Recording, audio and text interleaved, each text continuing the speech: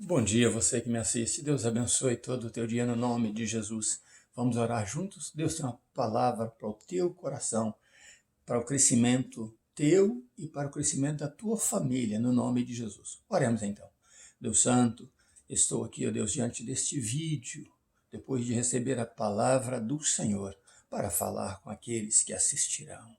Meu Deus, no nome de Jesus, completa a tua obra que o Senhor tem feito no passar dos dias e dos anos na vida desta pessoa e na minha vida. Eu oro assim, ó Deus, porque creio no poder que há no nome de Jesus. Amém. Que Deus abençoe tua família, abençoe todos os teus negócios no nome de Jesus. Vamos ler Gênesis capítulo 17 e vamos fazer uma recapitulação, né, do que falamos nesses dias. Deus tem uma palavra poderosa para você, como teve para mim nesta manhã, né, há 3 horas meditando e orando a Deus e meditando na palavra dele. Vamos ler então. Quando Abraão tinha 99 anos de idade, apareceu-lhe o Senhor e lhe disse: Eu sou o Deus Todo-Poderoso. Anda na minha presença e sê perfeito. Glória a Deus pela palavra dele lida, né? Deus aparece então ali, diz no capítulo 17, versículo 1, a Abraão e fala com ele exatamente isso. Deus se apresenta assim: eu sou o Deus poderoso. Anda na minha presença e sê perfeito. Porque Deus se apresentaria assim a Abraão e falaria assim a Abraão. Bom, vamos recapitular então, mas o título da mensagem de hoje, eu quero que você preste atenção. Hoje eu estou falando 3 títulos de mensagens, gostaria que você assistisse as 3, porque nessa mensagem eu vou falar o nome dos 3 títulos, mas esse que você está assistindo é o Deus de aliança e Deus de promessas. Aqui atrás está o título da mensagem de ontem, que eu gostaria que você assistisse. E o outro que eu vou dizer aqui também é: e Deus cheirou gostoso. E Deus cheirou gostoso. Você às vezes vai abominar só pelo título, eu não vou assistir uma mensagem dessa. Você precisa assistir essa mensagem para o teu crescimento. Busque o título no YouTube, pr.riva Martins, esses títulos e assista. E Deus te fará crescer e entender o que Deus está te falando. Por mais que o título não caia bem aos teus ouvidos, mas é a palavra de Deus, é a forma que Deus age. Bom, sabemos que Deus, desde o capítulo 12, Deus chamou Abraão, né? E diz para ele de sair. Deus disse para ele: é eu que te preparei, eu que tenho que te preparado. Eu não te chamei de Harã somente, eu te tirei foi de Ur dos Caldeus, né? Quando ainda você estava lá com teu pai, eu já estava providenciando o caminho e vocês vieram para Harã e eu tirei você de Harã e te desliguei da parentela e te trouxe para esta terra. Deus disse, então, a partir do capítulo 12, esse chamado dele para Abraão, né? Disso nós sabemos que o próprio Deus criou esse relacionamento com Abraão e Abraão gostou desse relacionamento com Deus. Era algo novo para ele, né? Lá em Ur dos Caldeus, lá em Harã, ele só via idolatria.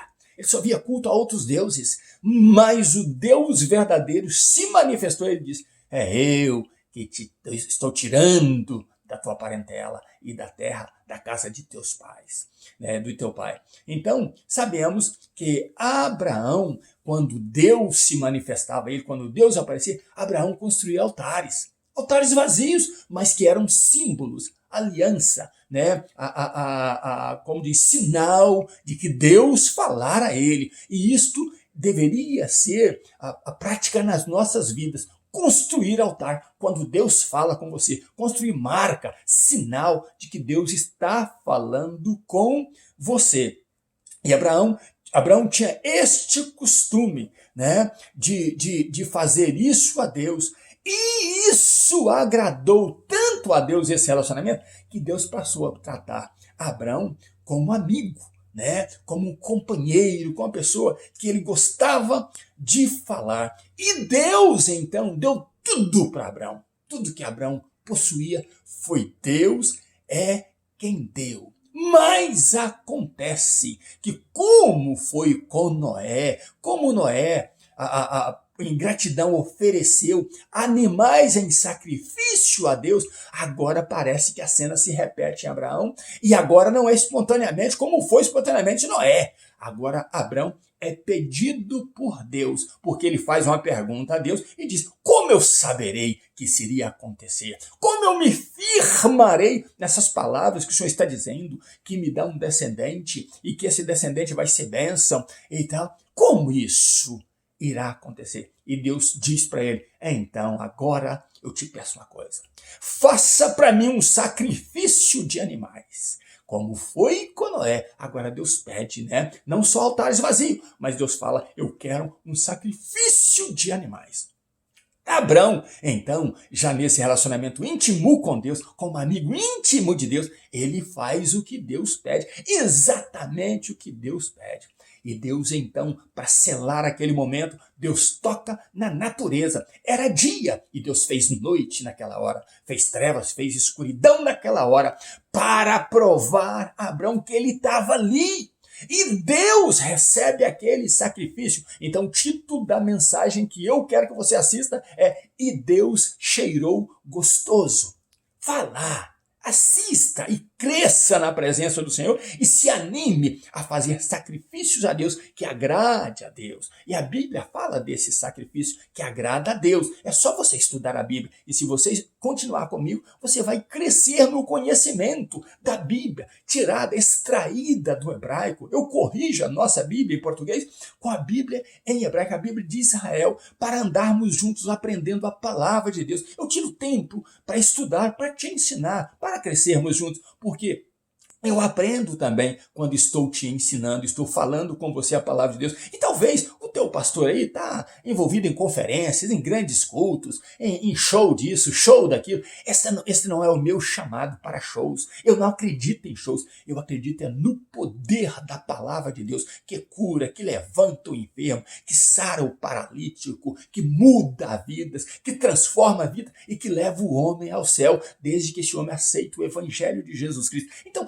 essa questão de showzinho não é o meu espaço, não é o meu chamado. O meu chamado é para que você creia no Senhor Jesus e creia que Ele é capaz de mudar a tua vida, mudar os teus familiares e te fazer crescer na presença dEle e te preparar através do Espírito Santo de Deus para você ir para o céu. Esse é meu chamado. Eu sou um evangelista nato. Eu gosto de ver as pessoas crescendo em Deus. Eu amo fazer isso para Deus. E então Deus consome aquele sacrifício. E Deus agrada do sacrifício. E ali Deus traz grandes revelações para Abrão, não é? Revelações alegres. Você vai morrer em paz. Você vai voltar para casa, né? Ou lá para onde estão teus pais, para o túmulo, feliz, com muitos dias vividos. Você vai ver teus filhos. Você vai ter dias felizes. E então Abrão ficou feliz e Deus falou com ele: neste dia, por eu ter agradado do que você fez e por você ter prazer em mim e ter acreditado em mim e agora você ter se tornado meu amigo íntimo, Abraão, neste dia eu selo esta aliança com você, que eu dei esta terra ao teu descendente que nascerá de ti.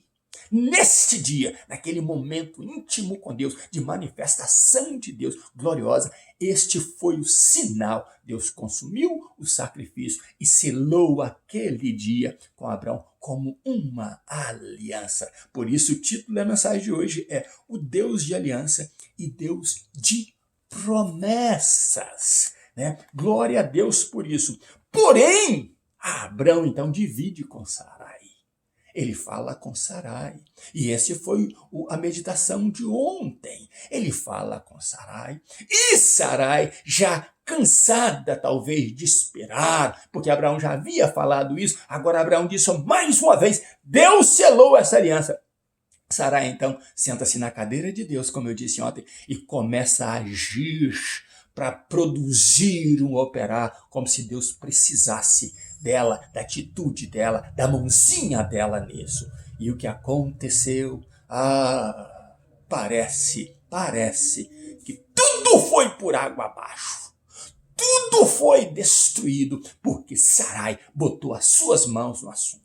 Sarai então diz: estou cansada dessa promessa, dessa espera, eu sou infrutífera, Deus não quis me dar filho, foi decisão dele não me dar filho.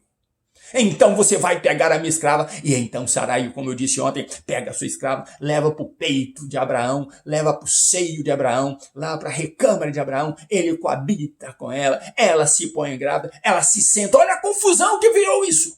Ela se senta então agora na cadeira de senhora da casa, começa a humilhar Sarai, essa escrava começa a humilhar Sarai, e Sarai então culpa Abraão, e começa a virar aquele inferno naquela casa, e ali a casa que Deus chamou, e que Deus colocou ali a sua aliança, a sua palavra, a sua presença, agora virou uma bagunça. E então a Sarai reclama com Abraão e fala: você é culpado, disse que Deus te julgue. E aquilo ali, a presença de Deus, parece que se foi daquela casa e virou só problema. E então Abraão diz: você pode fazer com a escrava o que você quiser, ela é tua. E ela então persegue a escrava, humilha a escrava, a ponto, com tanta crueldade, a ponto da escrava fugir. A escrava foge e deseja mais a morte do que a vida. E a vida conturbou tanto para Abraão quanto para Sarai, para aquela casa ali que via essa cena, com escrava fugitiva que não sabia para onde ir, com filho no ventre e talvez esperando a morte. Mas Deus vai, aparece o anjo e fala com a escrava: volta para trás e se humilha e seja escrava e deixa o teu filho nascer ali. E então ela volta. E eu finalizei ontem que Abraão, com 86 anos, Abraão tem o filho de Agar, e Ismael então começa a crescer ali dentro daquela casa. Mas desde que ela se engravidou, ali já havia perturbação e problema. Ela voltou e parece então que as coisas ficaram normais depois que ela volta. Não, piorou a situação. Piorou muito mais a situação. Sabe por quê? Ismael crescendo ali, havia bochichos talvez, havia conversa talvez entre o povo. Olha o escravinho vivendo dentro da casa do Senhor, Abraão, chamando-o de pai, como se ele fosse livre como os outros. Ali talvez houve grandes problemas, grandes abusos, E então ali está a escrava, Sarai, Abraão, Ismael e toda aquela gente vendo a cena. Mas sabe qual foi o pior? Que desde da gravidez, desde quando Sarai tomou essa posição no capítulo 16, Deus não falou mais com Abraão. O silêncio de Deus, e parece que a ausência, ou a não aparição de Deus para Abraão foi pior do que todas as coisas. Foram quase 14 anos de silêncio de Deus, quase 14 anos de sofrimento para um homem que foi chamado por Deus para ser pai das nações, mas por causa de um erro de uma mulher, um erro dele em aceitar, e de uma escrava que se tornou uma mulher abusada, veio esse grande problema, esta grande decepção e essa grande confusão, e tudo parece ir por água abaixo. Atitudes contam muito diante de Deus. Por isso que eu volto ao título desta mensagem: o Deus de aliança e Deus de promessas. Não deixe de assistir amanhã o próximo capítulo desta meditação, porque você vai ver como Deus age. Foram quase 14 anos de silêncio, mas Deus volta a agir. Deus não esquece os seus planos. Deus não esquece o que Ele falou. Ele é Deus e Ele não é filho do homem para ficar mudando e dizendo: eu desisti de você. Nós desistimos, às vezes até de Deus, mas Ele não desiste de nós. Se tem uma pessoa que sabe o que dói, o silêncio de Deus e o abuso, o opróbrio da sociedade, sou eu, este pastor que te fala. Quantas vezes eu chorei e disse: Deus, por que o Senhor não fala comigo? Por que o Senhor me abandonou? Por que o Senhor não me quer? E foram anos falando isso aí. pessoas que eram minhas ovelhas, meus diáconos, chegavam e deixaram de me chamar de pastor e me chamavam de simplesmente Riva, ô Riva, ô Riva, sendo que Deus me deu o nome de pastor. E eu chorava, às vezes, às escondidas por isso. Falei, meu Deus, até isso, Abraão também passou por isso.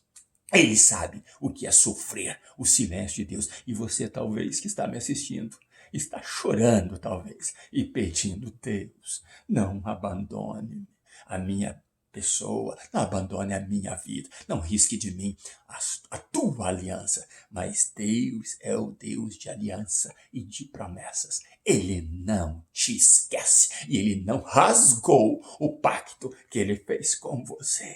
Assista amanhã. Vamos seguir juntos. Deus te abençoe e abençoe a sua família no nome de Jesus. Ainda nos meus pijamas buscando a Deus. Um grande abraço meu. Até amanhã. E que Deus escute a tua aflição, a tua oração no nome de Jesus. Ainda nos meus pijamas buscando a Deus, eu deixo o meu abraço para você e família no nome de Jesus. Amém.